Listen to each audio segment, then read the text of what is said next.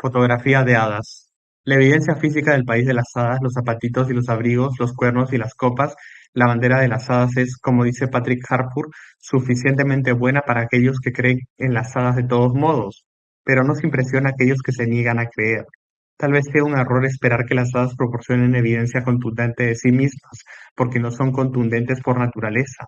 Muchos fotógrafos han afirmado haber tomado tomado fotografías de hadas, a menudo sin darse cuenta. Desafortunadamente, todos los ejemplos documentados han resultado ser falsos o requieren el ojo de la fe para ver figuras coherentes en ellos. Las fotografías de hadas más notables que hicieron que muchos escépticos vacilaran en su incredulidad se publicaron en la edición de Navidad de 1920 de The Strand Magazine. Mostraban a dos niñas en compañía de elfos y hadas. Las fotografías ilustraron un emocionante artículo de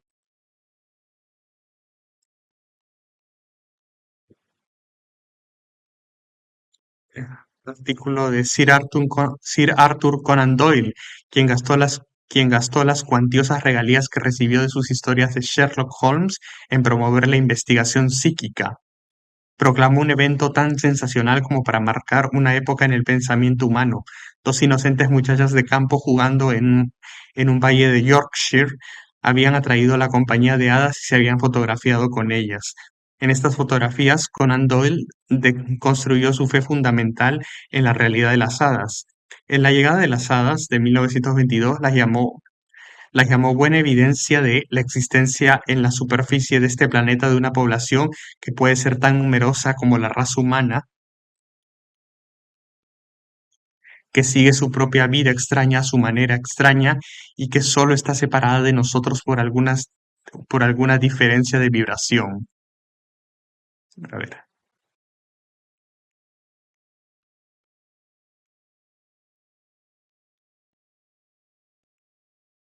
¿qué dice la foto? Una de las fotografías de hadas tomadas por dos chicas de York, chicas jóvenes, por dos jovencitas de Yorkshire que tanto fascinaron a Sir Arthur Conan Doyle. Las dos chicas que fotografiaron a las hadas, no nombradas en ese momento para preservar su privacidad, eran Elsie Wright, de 16 años, de Cottingley, cerca de Bingley, York, y su prima pequeña, Frances Griffiths, de 10 años. En 1917, después de haberse hecho amigas de las hadas en el valle detrás de su casa, Frances tomó prestada la cámara de su padre para fotografiarlas. Un teósofo, le mostró las impresiones a Edward Gardner, un amigo de Conan Doyle, y así es como se volvieron famosas. Pasaron el escrutinio de los expertos y a Conan Doyle se le unieron otras personas distinguidas al creer que eran genuinas. No fue hasta 1982 que la ciencia juzgó lo contrario. El caso de las fotografías de Cottingley está bien resumido por el profesor de folclore Paul Smith en su contribución a la colección de estudios modernos de hadas de Peter Narváez, The Good People, de 1991.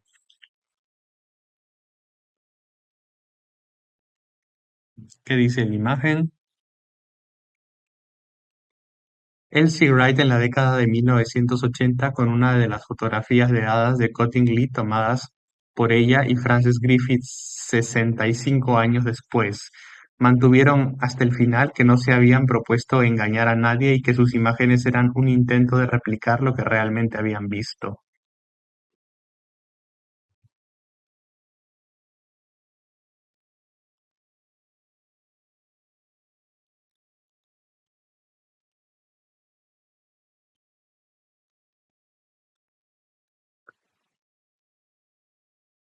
El caso de las fotografías de Cottingley, no. Las propias imágenes que recibieron un examen forense detallado por parte de Geoffrey Crowley, editor de The British Journal of Photography.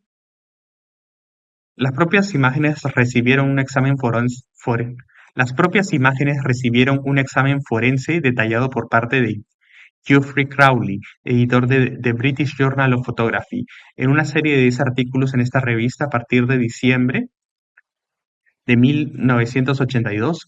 Crowley demostró que las chicas habían usado ilustraciones recortadas de hadas, retocándolas para crear falsificaciones. Elsie y Frances aún vivían, 65 años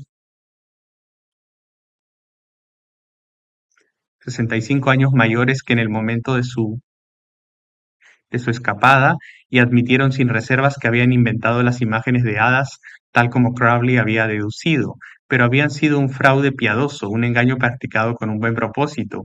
Hasta el día de su muerte, ambas damas insistieron en que realmente habían visto hadas en el valle de Cottingley y que simplemente las habían imitado en sus fotografías manipuladas.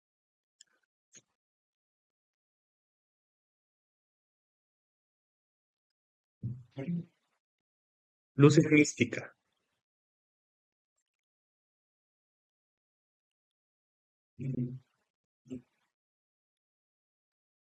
Luces místicas, luces en el cielo, bajo el mar y en cavernas en las profundidades de la tierra, luces misteriosas que revolotean por los pantanos, se cierran sobre antiguos túmulos funerarios y rondan los caminos a los cementerios, luces que entran en las casas y explotan, luces que parecen seguir a la gente. Oímos hablar de luces de hadas, luces fantasmales, luces aéreas y otras que no se pueden categorizar, juguetonas o amenazantes, gaseosas o animadas, casuales o con un propósito. El fenómeno tiene muchos nombres e identificaciones: ovnis, bolas de fuego, espíritus, espíritus de los muertos, hadas, fuegos fatuos, calabazas de Halloween, luces de la tierra, no, calabazas de Halloween, jack, fuegos fatuos, jack-o'-lanterns, luces de la tierra, dragones del cielo. El relámpago globular es un nombre cómodo para las bolas de luz flotantes, pero nadie sabe exactamente qué significa. Tan recientemente como en 1943, W. J. Humphrey en Ways of the Weather aún mantenía la opinión tradicional de que las bolas de luz eran una patraña o ilusiones ópticas. Aquí están las opciones contradictorias de las dos autoridades. El relámpago globular flotante no es peligroso para los seres humanos. Incluso cuando aparece en medio de un grupo de personas, parece evitarlas, como evita a los buenos conductores. Profesor B. L. Gutler, Journal of the Institute of Electrical Engineers, julio de 1937. Es muy peligroso,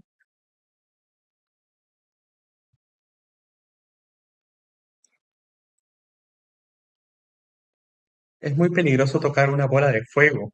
Un niño curioso una vez pateó una y causó una explosión que mató a 11 cabezas de ganado y arrojó al niño y a un compañero al suelo.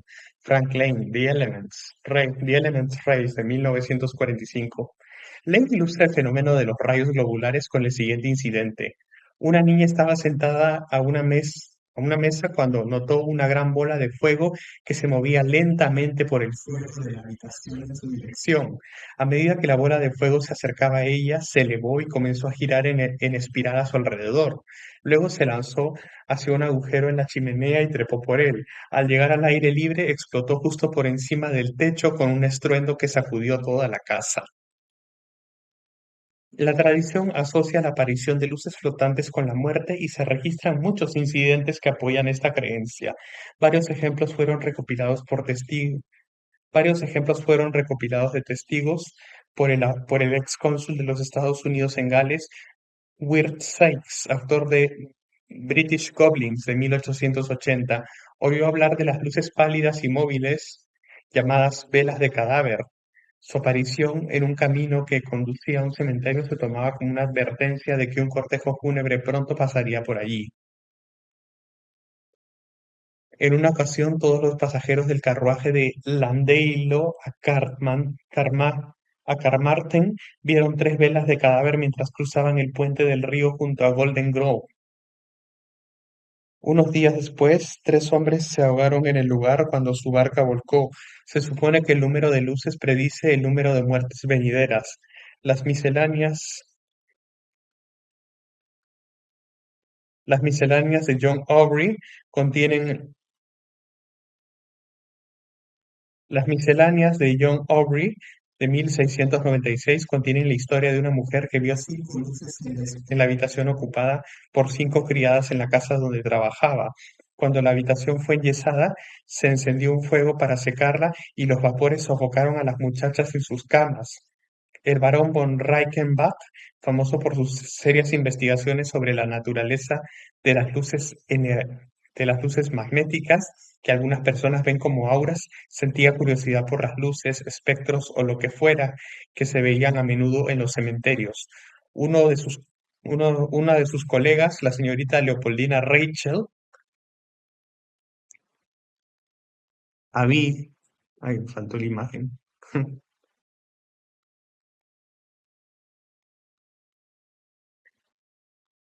Las explicaciones para el fuego fatuo varían desde el gas de los pantanos encendido hasta los espíritus de los muertos. A menudo se dice que nuestra inteligencia o propósito, a veces con intenciones malévolas, pero a, ve- a menudo se dice que muestra inteligencia o propósito, a veces con intenciones malévolas, pero a veces, pero a veces revelando su tesoro. Una de sus colegas, la señorita Leopoldina Reichel, había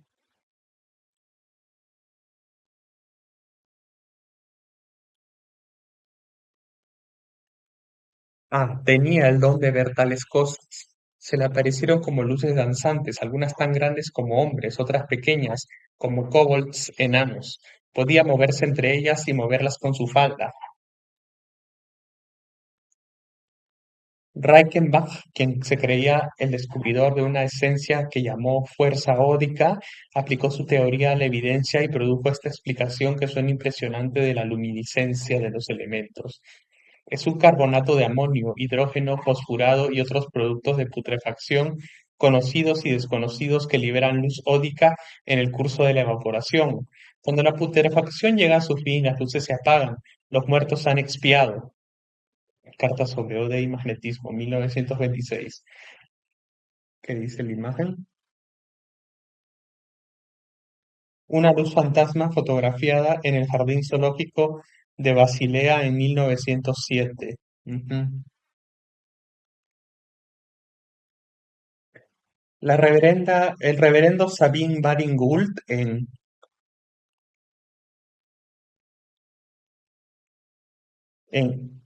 El libro del folclore de 1913 también invocó el hidrógeno fosforado como explicación de las luces de los cementerios. En una ocasión, el abrigo de su hermano tirado sobre una tumba se impregnó de la sustancia, lo que le provocó un desmayo. Baring-Gould cita varios ejemplos de luces que parecen advertir de la muerte al viajar a lo largo de una ruta de ataúdes o al entrar en la casa de una persona condenada. Pero aunque está dispuesto a aceptar la realidad de las luces fijas sobre las tumbas, rechaza la variedad móvil. Que estas llamas viajen por los caminos y busquen casas donde hay alguien moribundo es, por supuesto, una exageración e insostenible. Las luces móviles llamadas relámpagos globulares, cuando ocurren en interiores, se convierten en incendios forestales o fuegos fatuos al aire libre. Se explican de diversas maneras como metano quemado, gas de los pantanos, hadas o espíritus, pero no hay pruebas para ninguna teoría. Según la Enciclopedia Británica de 1970, no se ha propuesto ninguna explicación totalmente satisfactoria para el fenómeno. Puede ser significativo que a medida que las hadas desaparecieron de sus lugares familiares, también lo hiciera el fuego fatuo. En 1855, un corresponsal en Notts Antiquaries preguntó si de hecho tal cosa existía fuera de la tradición poética y varias personas respondieron afirmando tener experiencia directa y proporcionando descripciones. Dermot McManus, en El Reino Medio de 1959, habla de encuentros personales con luces de hadas que, según él, son diferentes de los fuegos fatuos porque son de muchos colores y tan brillantes y estables como las luces eléctricas. Se vio una procesión de tales luces volar en formación desde su lugar habitual, un, un fuerte de hadas llamado Crillon, cerca de Castlebar, en el oeste de Irlanda, hasta que otra construcción de tierra similar en el lado opuesto de un lago McManus, ha- hasta otra construcción de tierra similar en el lado opuesto de un lago. McManus no está seguro de la naturaleza del fuego fatuo. A veces parece inanimado y puede ser pateado o arrastrado como los kobolds de Leopoldina. Sin embargo, había una niña a la que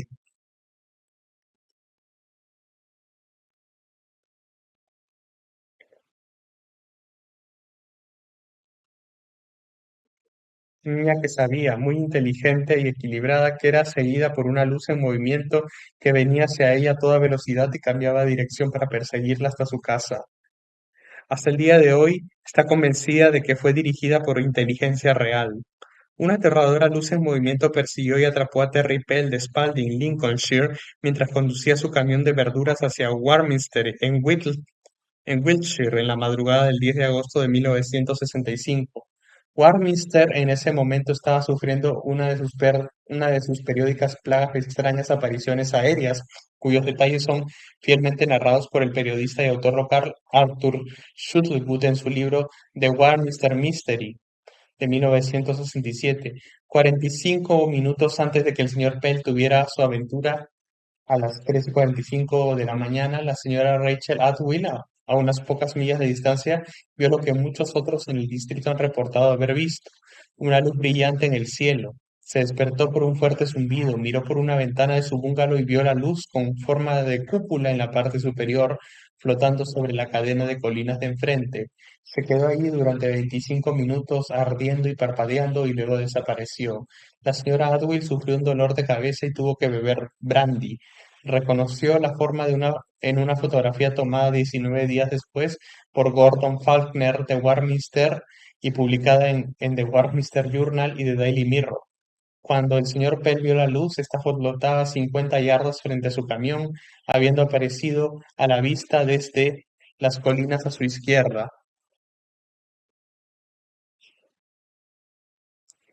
Era rojo y parecía un faro gigante o un ojo humano. Avanzó hacia el camión del señor Pell y se sujetó al parabrisas, vibrando. El camión se detuvo. Sus pasajeros dormidos, la señora Pell y su hija Wendy, se despertaron para ver la bola de luz elevarse en el aire y alejarse. Estaban asustadas pero ilesas. Estaban asustadas pero ilesas. Este incidente está lejos de ser único. La literatura sobre ovnis abunda en eventos modernos de este tipo y se pueden encontrar muchos casos más antiguos en colecciones de folclore. Aquí hay un informe de Flying Saucers Are Hostiles de 1967 de Brad Steiner que se ofrece sin referencia a su fuente original. El señor William Howell de Texas conducía a casa a las 23:15 del verano de 1965. Al igual que el señor Pell, tenía dos pasajeros dormidos, los hijos de su hermano, y también estaba cerca de un importante monumento local, Foggy Hill. Una luz apareció en lo alto, parecía dirigirse directamente hacia mi coche. Emitió una luz azulada que se volvió tan brillante que todo el coche parecía bañado en una neblina azul. Si esa cosa hubiera sido un meteorito, habría aterrizado con gran estruendo. No lo hizo. Hizo un giro, buscó hacia el suroeste y salió disparado en una ráfaga de velocidad. Si esa cosa hubiera sido un meteorito, habría aterrizado con un gran estruendo. No lo hizo. Hizo un giro brusco hacia el suroeste y salió disparado en una ráfaga de velocidad. Cuando las personas religiosas tienen visiones, pueden identificarlas como santos o arcángeles, pero sus relatos suelen comenzar con la aparición de una luz brillante. Los encuentros modernos con extraterrestres a menudo comienzan de la misma manera. Luces extrañas aparecen en muchas secciones de este libro. A ver, vamos a ver la imagen. ¿Qué dice? Una bola de fuego vista durante una tormenta en Salagnac, Francia, en septiembre de 1845.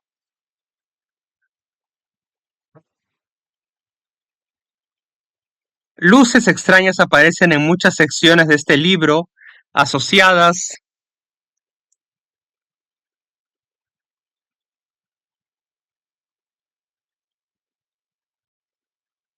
con muchos tipos diferentes de fenómenos. Algunas de ellas tienen una cualidad del mundo, como si fueran luces del país de las hadas, el reino subterráneo o algún otro mundo que nunca podremos explorar profundamente. Rankenbach y otros científicos han intentado encontrar explicaciones, pero nunca se ha establecido nada, y puede que esté en la naturaleza de las cosas que nunca se lo haga, que esto nunca se haga. La imagen que dice: los rayos globulares sobresaltan a Luis Otto y sus amigos en Georges-du-Loup, cerca de Niza, en Francia. Música fantasma y voces extrañas. En todos los tratados sobre alucinaciones hay referencias a música fantasma y voces incorpóreas discutidas en términos de aberraciones mentales y nerviosas. Los psiquiatras sospechan de este fenómeno y un paciente que admite oír voces suele ser candidato al manicomio. El siguiente ejemplo de percepción falaz por parte de un paciente lo cita Edmund Parrish en Alucinaciones e Ilusiones de 1897. Cada árbol al que me acerco, incluso con tiempo sin viento, parece susurrar y pronunciar palabras y frases. Los carros y carruajes traquetean y suenan de forma misteriosa y crujen anécdotas. Los cerdos gruñen nombres e historias y las gallinas parecen regañarme y reprocharme e incluso los gansos cacarean citas. En los sonidos de la naturaleza, independientemente de cómo se produzcan, los hombres siempre han escuchado la música y la poesía de otros mundos. Reducir el fenómeno a términos clínicos es condenar de un plumazo todo lo intuitivo y místico de la naturaleza humana. Las voces parecen manifestarse tanto interna como externamente, aunque somos conscientes de esta distinción, aunque somos conscientes de que esta distinción puede ser una ilusión. Esta pregunta fue planteada por C.G. Jung en sus estudios alquímicos. Habla de un soldado africano al que un árbol le habló. La psicología moderna asume que la voz fue imaginada o proyectada por el soldado, pero entre eso y la creencia tradicional de que el árbol realmente habló, Jung sugiere una tercera actitud que acepta la realidad de una existencia espiritual o daimónica. Una tercera actitud que acepta la realidad de una existencia espiritual o daimónica que a menudo se mezcla con la nuestra. La realidad daimónica de 1994 de Patrick Harpur demuestra las ventajas de esta visión general de los fenómenos irracionales. Entre los ejemplos de voces que se escuchan internamente se encuentran los famosos casos de Martín Lutero, San Ignacio de Loyola, Benvenuto Cellini y Sigmund Freud. Sócrates tenía un daimon, una voz que le advertía de acciones que probablemente ofendieran a los dioses. Algunas voces atormentan al oyente y otras instan a la acción, como en los casos de Santa Juana, que escuchó al arcángel Miguel, y a las santas Catalina y Margarita. San Francisco de Asís, que escuchó una voz desde un crucifijo que le pedía que reconstruyera mi iglesia.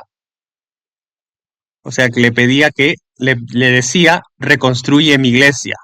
O George Fox, que fundó el movimiento cuáquero con una incitación similar. El fenómeno continúa hoy en día y es interpretado por muchos contactados con ovnis como contacto telepático con seres de otros mundos o dimensiones.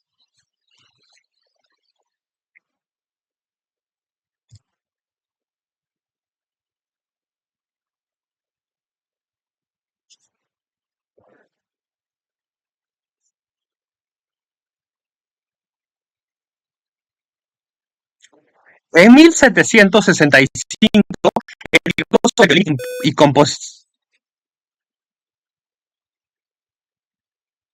En 1765, el virtuoso del violín y compositor Giuseppe Tartini tuvo un sueño en el que le dio su violín al diablo, quien entonces tocó a un nivel que nunca antes había concebido que fuera posible. Tartini se despertó e intentó transcribir todo lo que había oído, pero la sonata resultante, Trino del Diablo, aunque mejor que cualquier cosa que hubiera escrito antes, era aparentemente un pálido reflejo del original.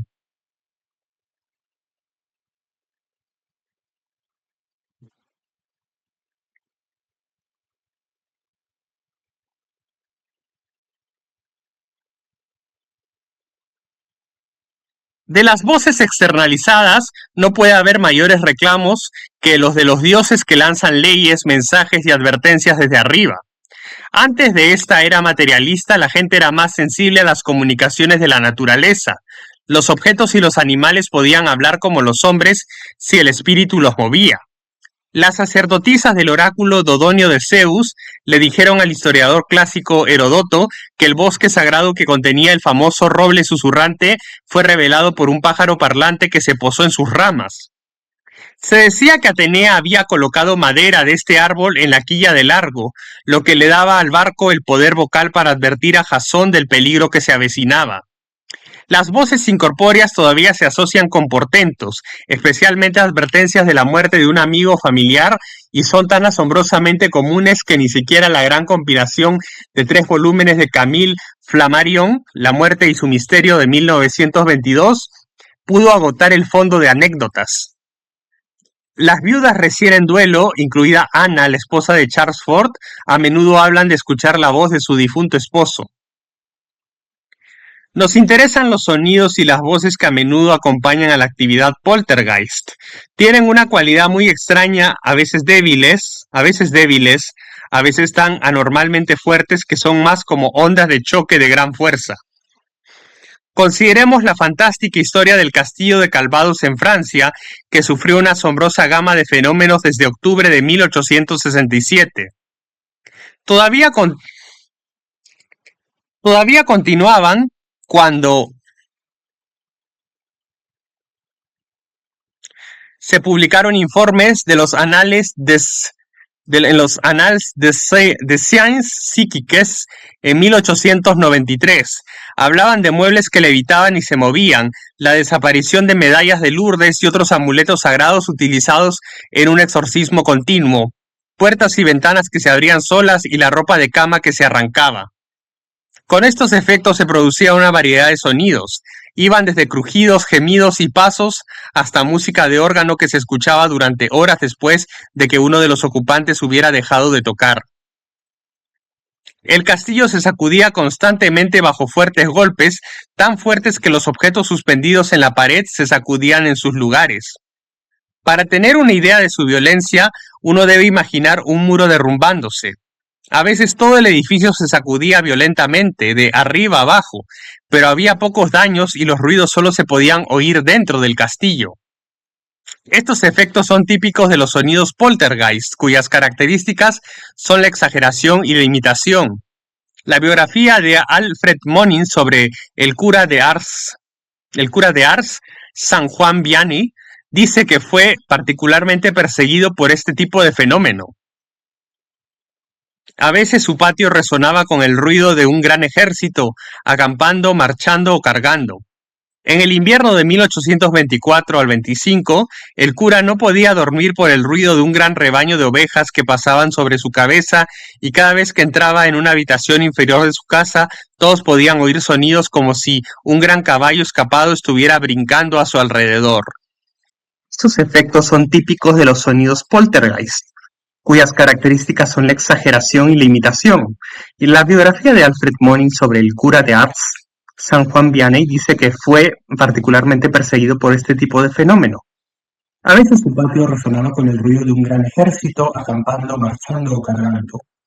En el invierno de 1824-25, el cura no podía dormir por el ruido de un gran rebaño de ovejas que pasaba sobre su cabeza, y cada vez que entraba en una habitación inferior de su casa, todos podían oír sonidos como si un gran caballo escapado estuviera brincando a su alrededor de él.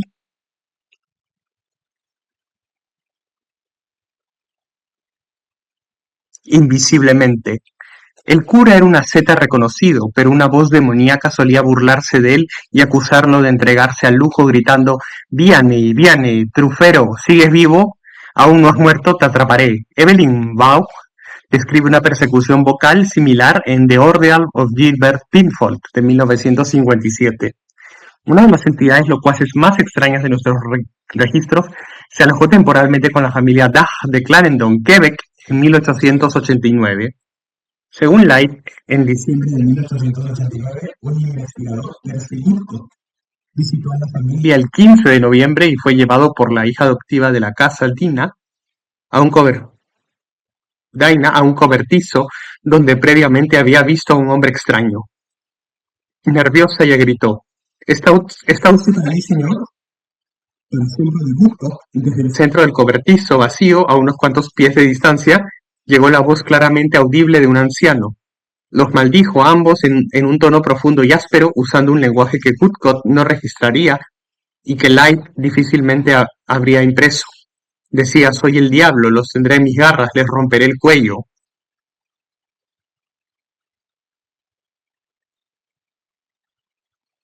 Woodcock y el señor Duff hablaron con la voz durante varias horas, durante las cuales admitió haber causado los misteriosos incendios y la teletransportación de objetos domésticos. Se disculpó por las molestias que había causado. Durante la conversación, el lenguaje grosero y obsceno disminuyó y la voz prometió irse el domingo siguiente por la noche. Cuando se difundió la noticia, la gente vino de kilómetros a la redonda. El domingo la voz se portó bien, aunque a veces con bastante falta de tacto. Respondía a las preguntas y parecía mostrar un conocimiento íntimo de cualquiera que entrara en la casa, a menudo proclamando en voz alta detalles embarazosos de sus vidas que preferirían haber mantenido en privado.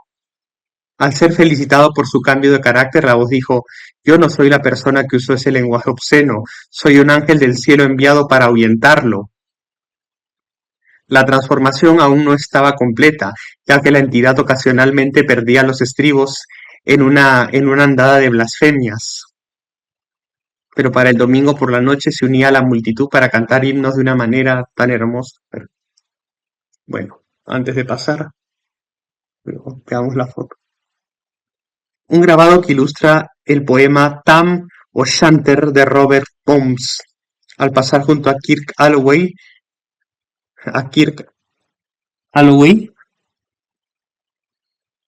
Tam, ebrio, presencia a brujos y brujas en un baile, presidido por el viejo Nick en forma de bestia.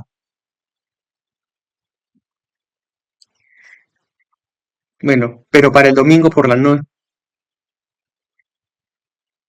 la transformación aún no estaba completa, ya que la entidad ocasionalmente perdía los estribos en una andada de blasfemias, pero para el domingo por la noche se unía a la multitud para cantar himnos de una manera tan hermosa,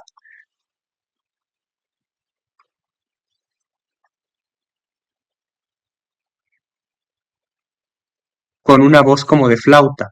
Se le imploró que se quedara. Al día siguiente los niños Duff anunciaron que finalmente los había abandonado.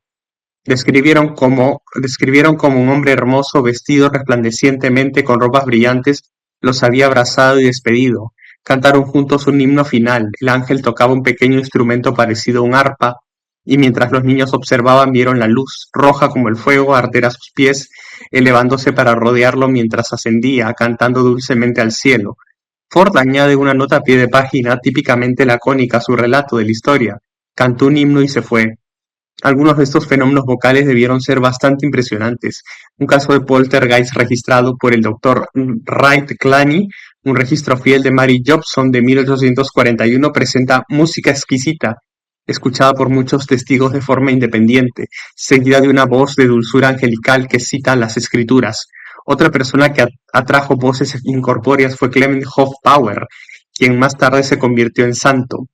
En 1801 su sermón en una iglesia abarrotada de Varsovia fue interrumpido con frecuencia por los llantos de un bebé fantasma. Cuando continuó, estallaron voces por el aire por toda la iglesia gritando que estaba en llamas. Se vieron llamas y humo por todas partes, incluso desde la calle.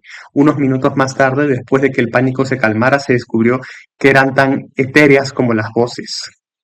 En el proceso de canonización de San Clemente, la Iglesia aceptó la evidencia de la intervención demoníaca en su misión. Los forteanos también recopilan relatos de sonidos anómalos que se escuchan en el campo, desde golpes sordos regulares y truenos retumbantes hasta la extraña mezcla de zumbido, ronroneo y zumbido que se ha dado en llamar Humadrus.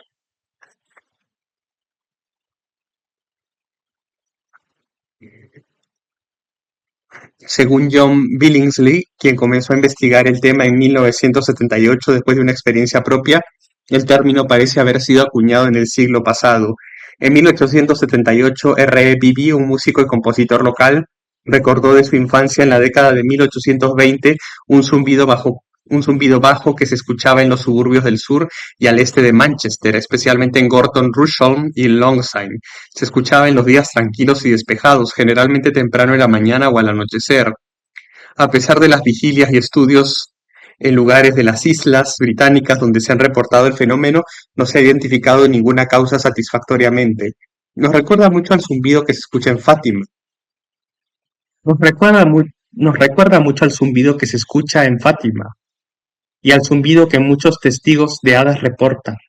John Aubrey típicamente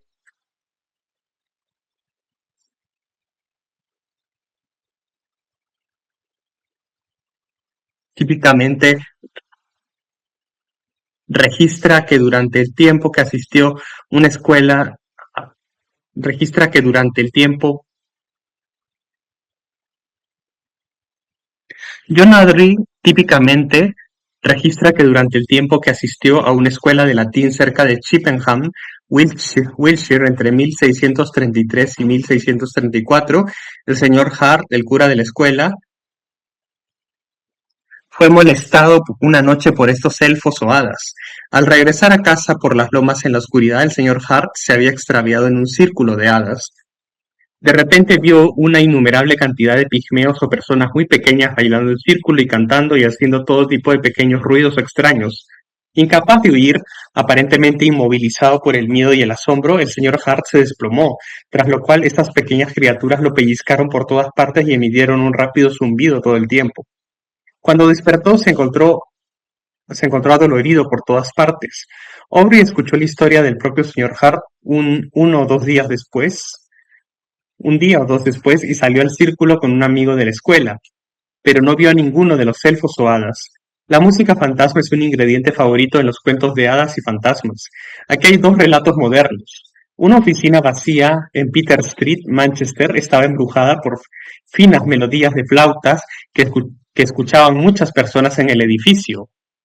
Una carta de Manchester Evening News del 24 de octubre de 1968 sugiere que era el mismo flautista fantasma escuchado en el mismo bloque de oficinas 2 años antes.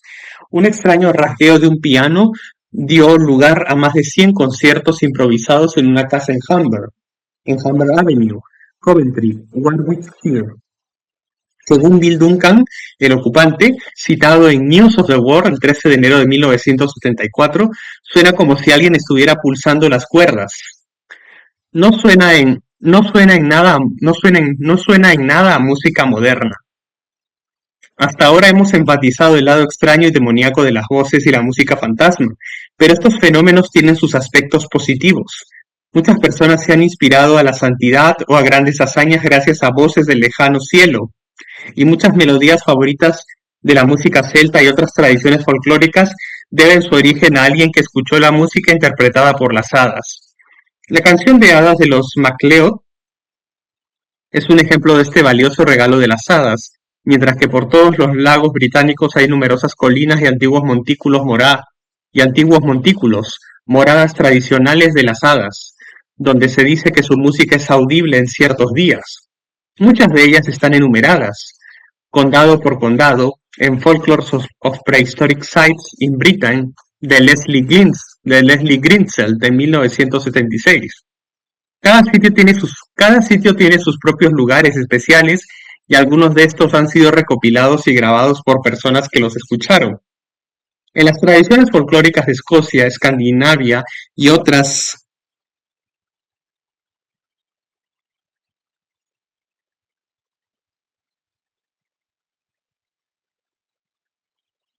música, el origen aceptado de muchas melodías antiguas es la música de las hadas. Es, dicen, el sonido más puro y encantador imaginable. Aquellos que lo escuchan a menudo se inspiran y se convierten en grandes músicos al reproducir las melodías. Uno de los últimos lugares de Gran Bretaña donde las canciones y melodías locales se derivan regularmente de la música de las hadas era Fetlar, una de las islas Shetland más pequeñas, de solo unos 9 kilómetros de ancho. Aunque una vez estuvo densamente poblada, la isla ahora está escasamente habitada, pero conserva muchas reliquias antiguas, incluyendo grandes murallas que fueron construidas tradicionalmente por el misterioso pueblo finlandés de la prehistoria. La música de los trolls y las hadas se escucha con frecuencia ahí, y en muchos casos, y en muchos casos y en muchos casos fue adaptada por violinistas locales a melodías de baile populares. Una conocida melodía de los Shetland, Trowy Springs, se aprendió en un festival de hadas en Halkadance, un antiguo anillo de piedras en el centro de la isla. Cerca de allí, un molino de agua de Fetlar, Wiña-Depla, dio su nombre a una melodía que, según se dice, se escuchó por primera vez allí en 1803. Su historia es que un hombre viejo, Kibi Laurenson, estaba cansado después de moler maíz en el molino y descansó en el césped afuera. En un estado de somnolencia, escuchó música animada y vio a un grupo de trolls bailando al son de un extraño tipo de violín. Kibi no era músico, pero recordaba la melodía y su hijo que tocaba el violín grabó la canción mientras su padre la silbaba. En algunos casos la música se transmitía en la dirección opuesta de los humanos a las hadas. La gente común secuestraba a un flautista o violinista experto, lo llevaba a su festín subterráneo y lo obligaba a tocar para ellos. Luego lo dejaba ir con alguna forma de pago engañosa. Le sucedió, dice Ernest Marwick, el folclore de Orcadas y Shetland, a John Scott, un famoso violinista de las Islas Shetland. Después de tocar toda la noche mientras los trolls bailaban y se divertían, no recibió ninguna recompensa tangible, pero le prometieron que cada vez que metiera la mano en el bolsillo encontraría dinero. Esto le sirvió bien durante un tiempo, pero una noche Scott se jactó de ello ante sus compañeros de bebida y desde ese momento no volvió a tener un centavo. A ver qué dice la imagen. El tamborilero fantasma de Tedworth, Wiltshire, representado en Sadducismus Triumphatus de Joseph Glanville, 1666-1681. El caso Tedworth, en el que una aparición ruidosa y violenta hizo la vida imposible para la familia Mompesson, es probablemente el primer caso importante de poltergeist en los anales británicos. Los disturbios se atribuyeron al espíritu de un niño tamborilero, pero en el transcurso de un año a partir de enero de 1662, el ruido del tambor dio paso a fuertes golpes que sacudieron paredes, movieron muebles y produjeron malos olores, lo que provocó agresiones físicas y levitaciones de los hijos de Mompesson.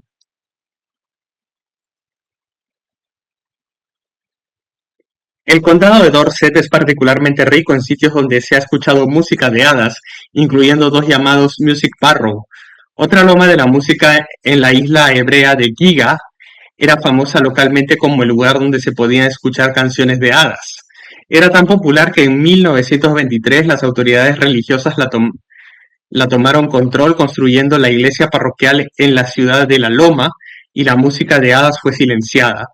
Un caso específico de música de hadas que pasó a la cultura humana, otro ejemplo de la isla de Man, se encuentra en Fairy Fate in Celtic Countries de Evan Wentz. William Kane de Glen Helen regresaba a casa por la noche a través de las montañas cerca de Brooks Park cuando escuchó música abajo en el valle y vio allí una gran casa de cristal, como un palacio, toda iluminada. Se detuvo a escuchar y cuando tuvo la nueva melodía, regresó a casa para practicarla en su violín y recientemente tocó la misma melodía de hadas en el espectáculo manés de la señorita Sofía Morrison en Peel. Esta es la misma Sofía Morrison que describió el robo del cáliz de hadas en Rushen. Hablaba el manés con fluidez, una de las últimas personas que sobrevivieron hasta el siglo XX y aprendió muchos cuentos que de otro modo habrían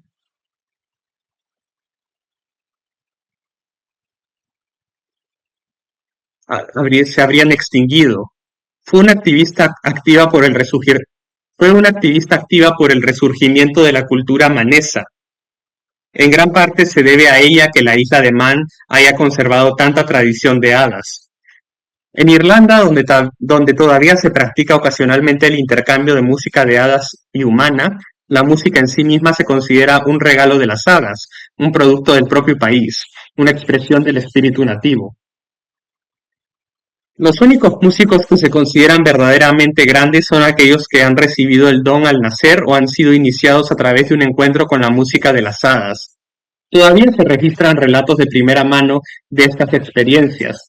En un artículo, Música aprendida de las hadas, el escritor de folclore Rionas Ui Ogain analiza el fenómeno académicamente y en el contexto de regalos similares de inspiración musical en las Hébridas, las Shetland noruegas, las Shetland, Noruega y otros lugares.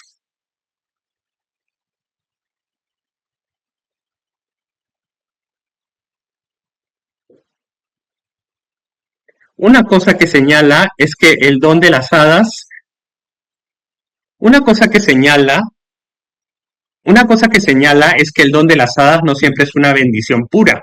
Aporta calidad a la música de una persona, pero a veces es causa de melancolía, enfermedad, locura y muerte. Finalmente, en otro relato de Gales, tenemos la notable aventura de David Williams de Penry Dewdrait en Gwynedd. Según lo relatado por Elias Owen en su folclore galés de 1888, una noche Williams, un sirviente, caminaba a casa detrás de su señora. Pensó que ella iba unos minutos delante de él, pero cuando llegó a la puerta se sorprendió cuando le dijeron que había llegado 3 horas antes. Informó haber visto una brillante luz meteórica, seguida de un anillo o aro de fuego, y dentro de este aro se encontraban un hombre y una mujer